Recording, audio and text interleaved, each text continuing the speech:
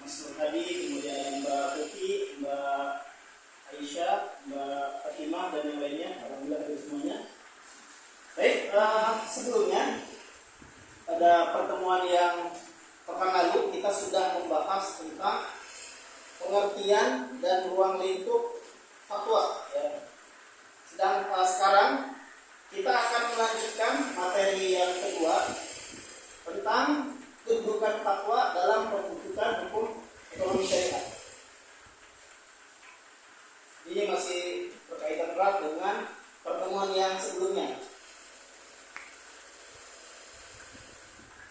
Ketika kita berbicara tentang produk hukum Islam di Indonesia, tentunya tidak akan terlepas dari karena pakar syariah ya. Pakar syariah itu ada mujtahid ya, kemudian ada fuqaha, kemudian ada mufti, kemudian ada ulama, akademisi, qadi dan lain-lain. Itu yang pertama. Kemudian yang kedua ada lembaga terkait pendapatnya menjadi pertimbangan. Misalnya kalau di Indonesia ada lembaga fatwa dari MUI ya, DSN, Dewan Syariah Nasional Majelis Ulama Indonesia. Kemudian ada juga Bahsul Masail Nahdlatul Ulama. Kemudian ada juga Majelis Tarjih dan Tajdid Muhammadiyah. Itu lembaga-lembaga fatwa resmi di Indonesia yang mengeluarkan fatwa-fatwa yang berkaitan dengan sosial keagamaan dan yang lainnya. Termasuk di dalamnya ada ekonomi syariah ya, begitu. Oke. Kemudian sebelum saya lanjutkan, saya ingin bertanya dulu nih sama teman-teman sekalian. Kalau menurut Mas Nur Hadi, yang dimaksud dengan fatwa itu apa? Silakan. Fatwa itu satu ketetapan yang menjadi landasan sesuai dengan hukum Islam. Oke, bagus. Terima kasih. Kemudian menurut Mbak Hana, bagaimana? Mbak Hana, fatwa itu apa? Menurut Mbak Aisyah, silakan. Mbak Aisyah, fatwa. Apakah misalnya fatwa itu mengikat atau bisa tidak mengikat atau wajib harus diikuti? Bagaimana kalau pendapat dari Mbak Alisa? Silakan.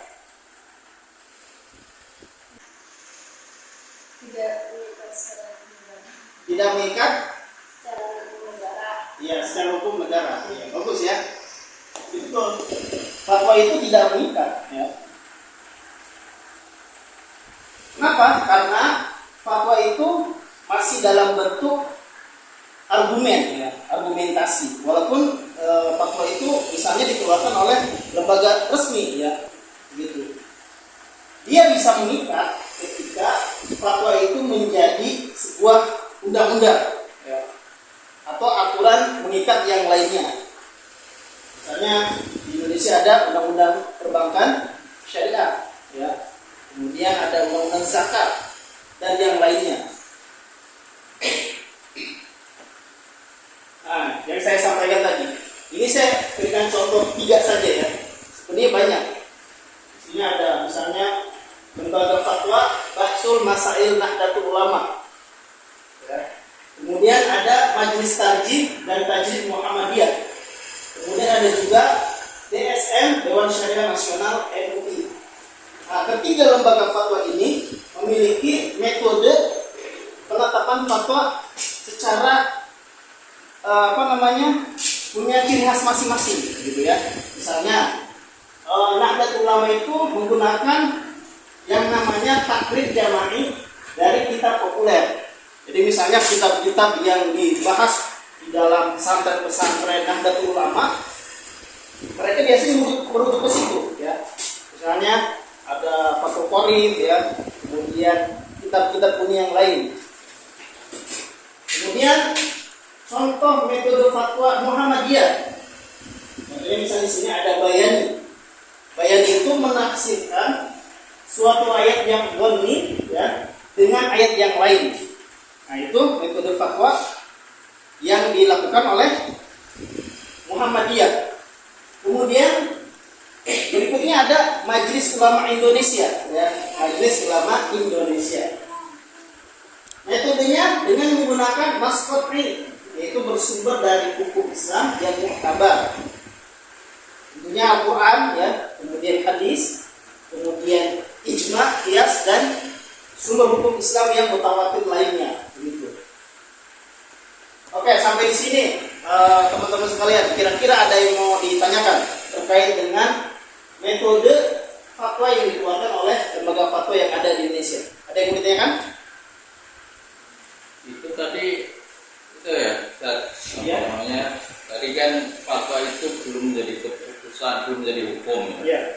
Artinya ketika dikeluarkan, kalau sudah diumumkan, misalnya mahasiswa Indonesia memberikan fatwa, diumumkan itu berarti sudah jadi hukum kalau diumumkan gitu. Kalau secara legalitas aturan mengikat, walaupun dia sudah ada misalnya tanda tangan dari ketua komisi fatwa, misalnya ketua MUI langsung, itu tetap belum mengikat. Belum mengikat.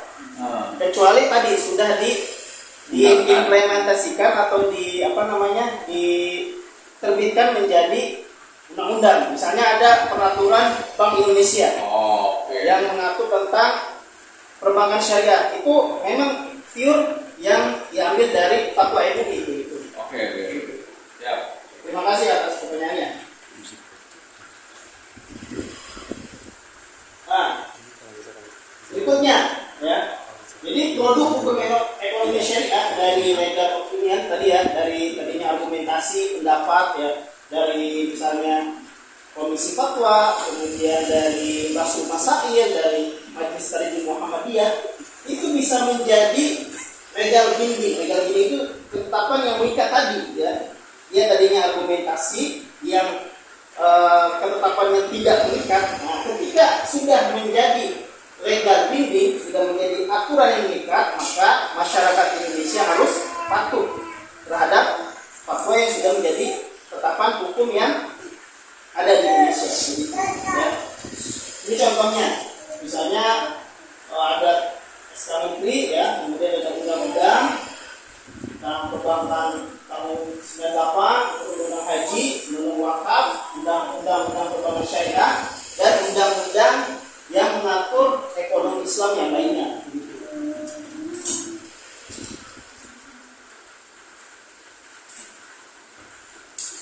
Oke. Jadi fatwa itu bisa menjadi sebuah aturan yang mengikat ya, ketika fatwa tersebut sudah menjadi undang-undang.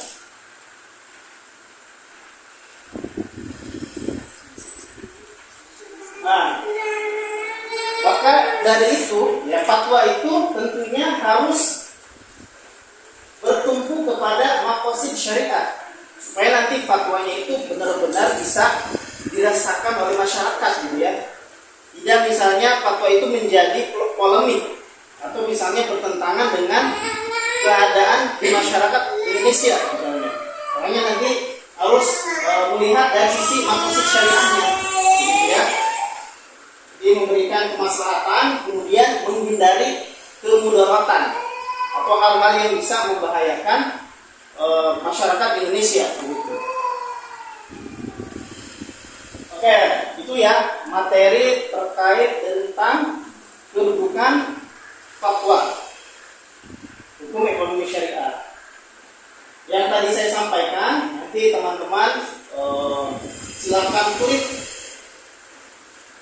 yang sudah dicantumkan di situ ya. Itu ada kuis, ada 3 pertanyaan ya. Nanti teman-teman isi, kemudian nanti kita bisa diskusikan di grup ya.